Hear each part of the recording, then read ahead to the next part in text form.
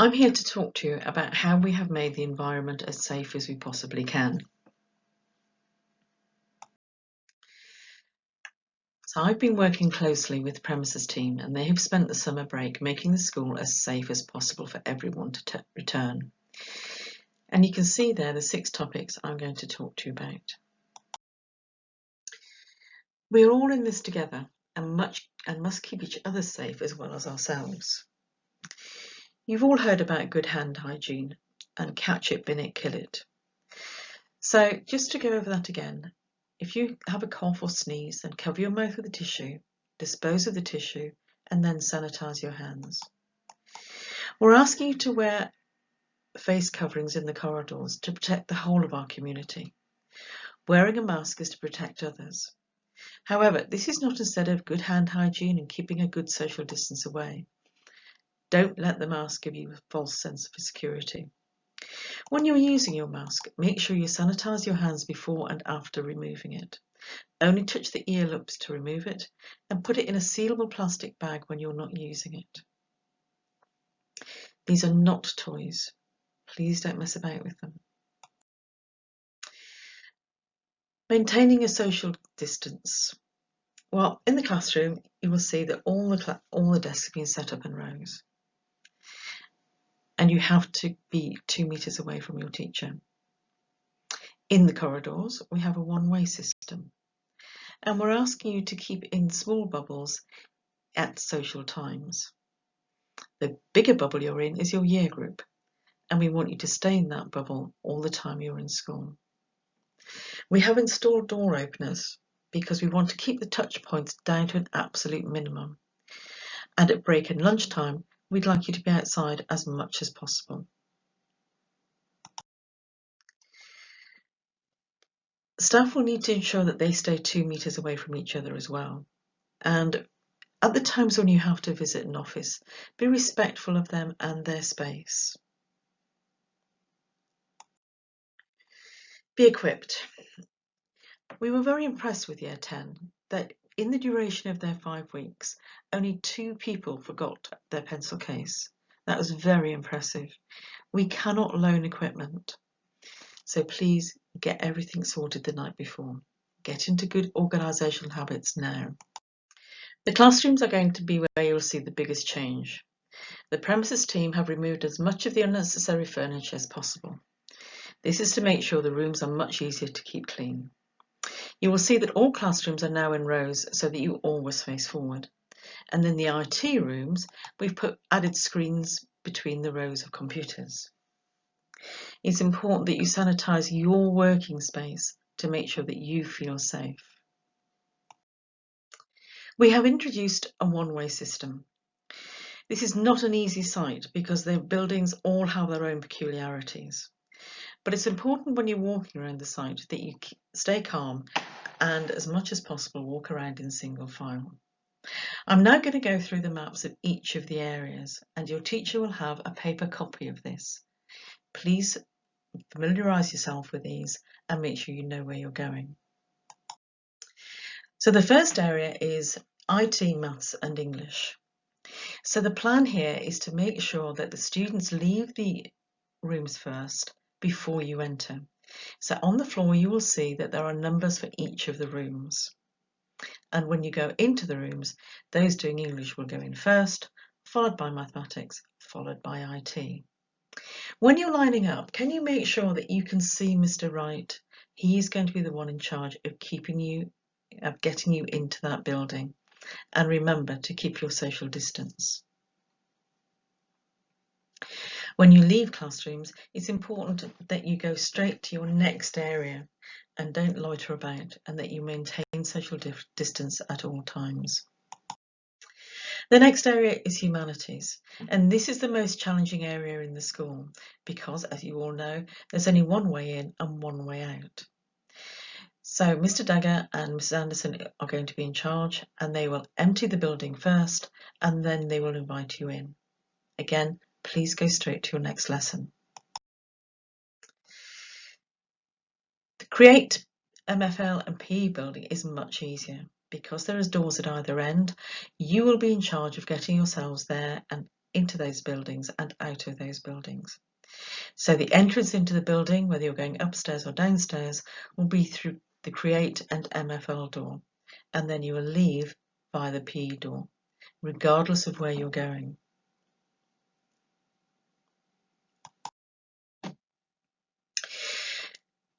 To get to the new Science and Music building, we'd like you to go behind the Create MFL PE building. That way we're reducing the amount of congestion there is in the corridors and in the top playground. So you will go in through the music entrance doors and leave at the top door of the foyer in Science. And then you will make your way across the playground. Science and art and drama, as you know, are built around the quad. Now this means that we've had to have one door where people will be entering and leaving at the same time. So please make sure you're wearing your face mask before you get to that door and that you keep as much social distancing as possible.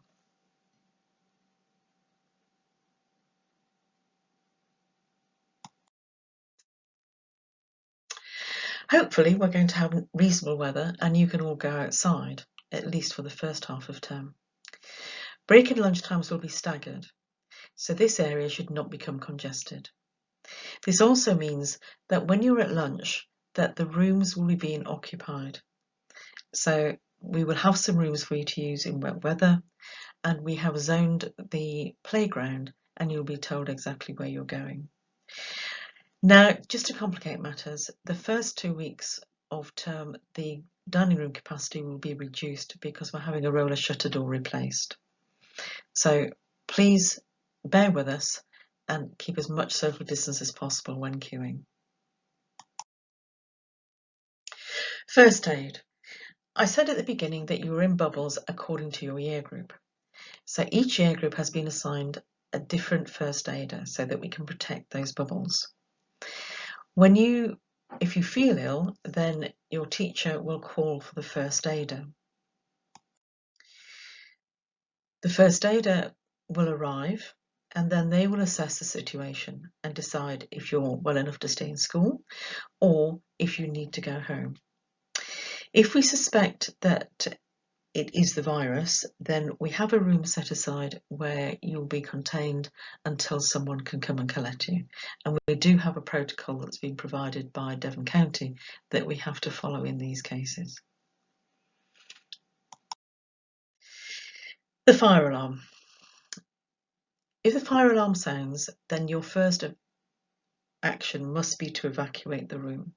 The one-way system will not apply, but remaining calm in the corridor does apply, and putting your face mask on as you go out is also very important. You will line up at the usual assembly points, but please keep as much social distance as possible. Practical subjects come with their own inherent difficulties because it's about sharing equipment. However, Science, Art and Technology have their own safety group which have sent out information on how we control the risk of infection, and so have PE and music. So they're well aware of what we are and aren't allowed to do, and they intend to keep you safe at all times.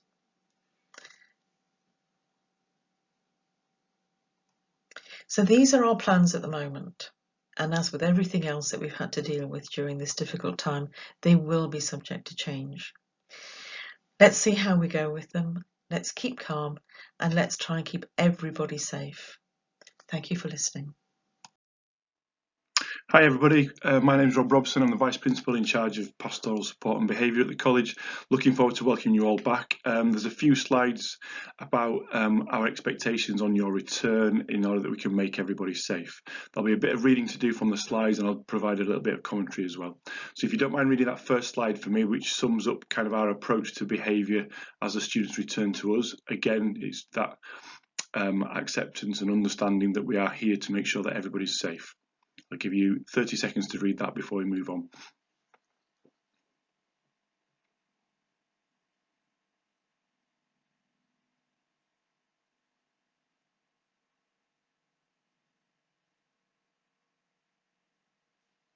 So if I move on to the next slide then. We've made an amendment to our behaviour policy to cover the COVID-19 pandemic, and we wanted to be as clear and explicit as possible about our expectations for everybody in the college to make sure that we're all safe.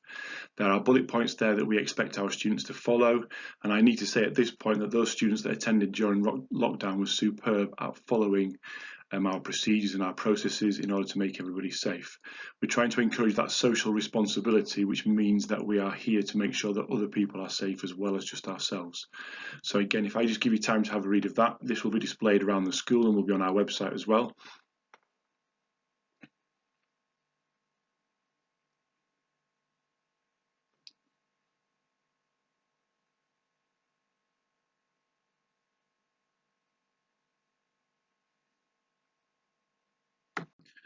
So we'll move on. A couple of things to mention in terms of attendance. The government has now told schools that from September we are going back to normal, as it were, in terms of our expectations around attendance, and students will be expected to attend college full time. Parents should be expected to support them to do so.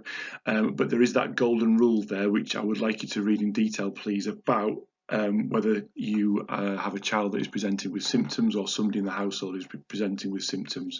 It might be worthwhile me reading it out actually. So the golden rule: if you have symptoms, stay at home. Students who have symptoms of COVID-19 must not attend school under any circumstances. If someone in your household has symptoms or a positive test, students should not attend and should self-isolate for 14 days. If that person subsequently tests negative, self-isolation can end and students can return to school if they're symptom-free. Please refer to the NHS guidance on self-isolation for more information. An absence for self-isolation will be authorised. So please be aware of that, and that will be built into our procedures as we welcome students back.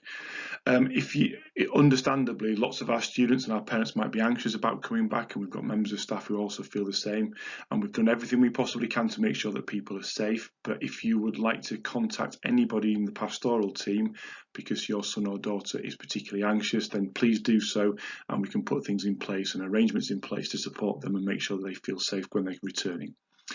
We've recently included and increased our wellbeing centre team, so we have got a fantastic pastoral team with dedicated members of staff available to help any of our students in our community out if they are struggling with any mental health issues as a result of the pandemic or for other issues that are going on in their lives. That will be available as normal. Again, please contact the pastoral team if you think your son or daughter needs any of that support.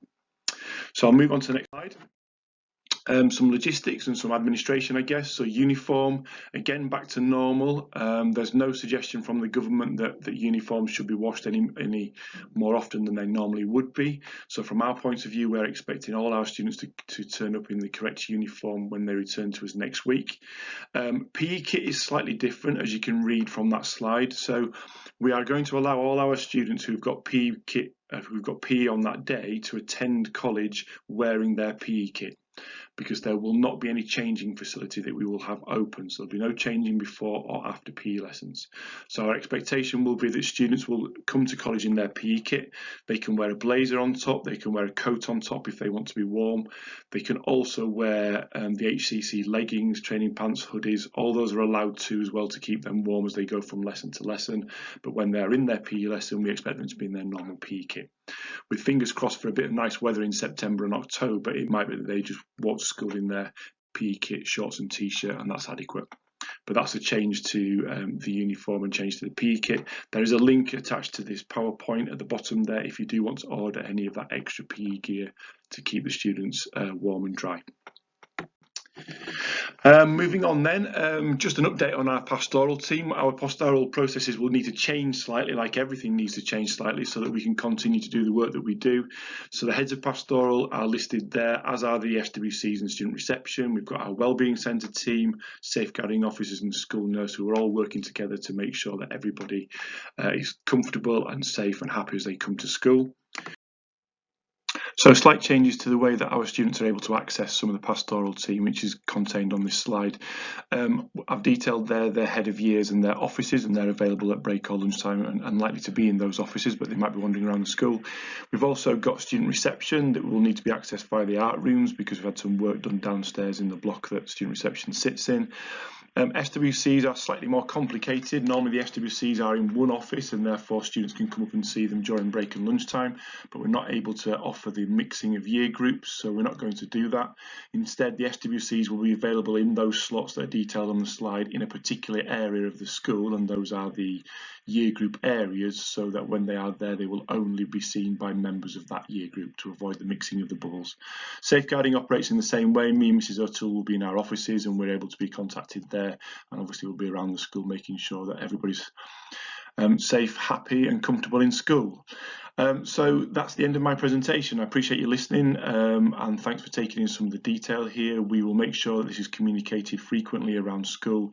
If you've got any concerns at all as parents or students, please contact a member of the pastoral team. We're all responding to email as quickly as we possibly can be, and so we'll get back to you with any concerns that we might have. We would much rather know about any anxiety and any concerns that people have had returning and able to help, rather than not knowing and that affecting how comfortable students are in college. So thanks for listening. Look forward to welcoming everybody back, and we'll see you next week. Take care. Bye. Now to talk about what we are looking forward to the most, returning to learning. For those of you who don't know me, I'm a Deputy Principal at Honiton Community College with responsibility for the learning experience here.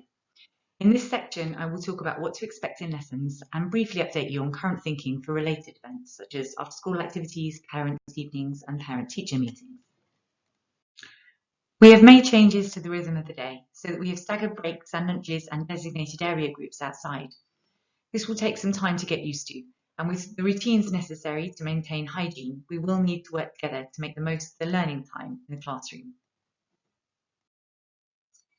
We must all focus on supporting each other as we return to these new routines and structures. No doubt these will also adapt as we get used to working with each other again. We need to focus on the positives in the classroom and acknowledge the time and effort everyone has put into continuing their learning during lockdown. It will be great to be able to learn together again, find out what we know and share our new knowledge and experiences. We've all had different experiences and we must work together to find out what you've learned and what we need to focus on next to support you. Teachers have adapted their planning to take last term into account, but we all know we also need to be flexible and we will update our teaching as we required. As we return to school, the Learning Journal will return to being the key place for recording and planning learning at home. I understand that many of you will have explored other options, but at the moment we would like this to remain the non-negotiable log of home learning. Having learnt from our experiences during distance learning, we are looking at other options and will update everyone as soon as we can. As a staff, we're looking forward to being back on site to discuss this opportunity for improvement, as well as other ideas that have come out of changes to our practice. Trips and extracurricular activities are on hold at the moment, but we will keep this under review and look forward to a time when we can begin to plan these again within safe parameters. In a similar vein, we've scheduled all parents' events as usual in the calendar, but we will need to explore what form they take as each one draws near. Please continue to get in touch via phone or email with any queries. We must use these channels of communication even more than normal, as we will not be able to facilitate drop-ins. If a face-to-face meeting is required, it will need to be booked in advance over the phone or email. So let's keep in touch. I'm sure there will be more updates as we settle into our rhythm here on site. Looking forward to seeing you all over the coming days and weeks.